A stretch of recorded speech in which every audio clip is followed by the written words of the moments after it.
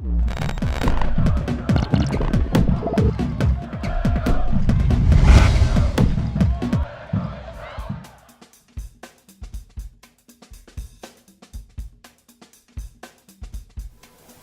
shooting drill we'd recommend that you start your practices with is form shooting.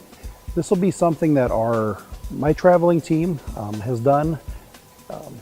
Last year is their first drill. When they get in the gym, the boys know they just grab a basketball and they start doing this. And this is what our high school boys will do to start their practices as well. It's called form shooting. And the purpose is it emphasizes the correct shooting form that we've talked about in the shooting form video. Elbow under, ball sitting on the hand appropriately, and having high release, holding your follow through while bending the knees on the shot. So we'll show the players the need to just stand under the basket, maybe a foot or so, 2 feet away from the rim, and hold the ball with one hand, the guide hand back behind them, and bending their knees and shooting the ball straight up. You're shooting for a swish. We'd prefer not to use the backboard, even if you're at an angle. With this, because you're trying to get the ball over the rim by emphasizing the high release and holding the follow through.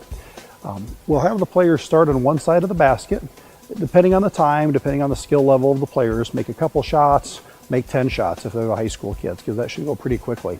After they've made them from that spot on the side of the basket, then they'll move in front of the basket, do the same thing from about the same distance, make the same amount of shots that you ask them to make, and then move to the other side.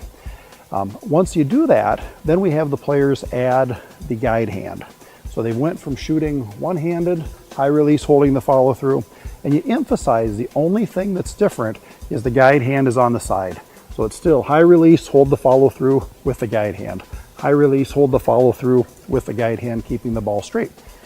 And again, the idea is the players should be able to take that motion into their jump shots, into their elbow shooting, into any other drill they do or any other shooting they do during the game.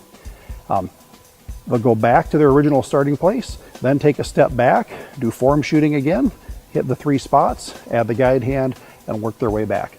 Depending on the age of kids, their strength, their shooting ability, etc., you can go back several spots. With the high school kids, we will get close to the 3-point line with just one hand on form shooting.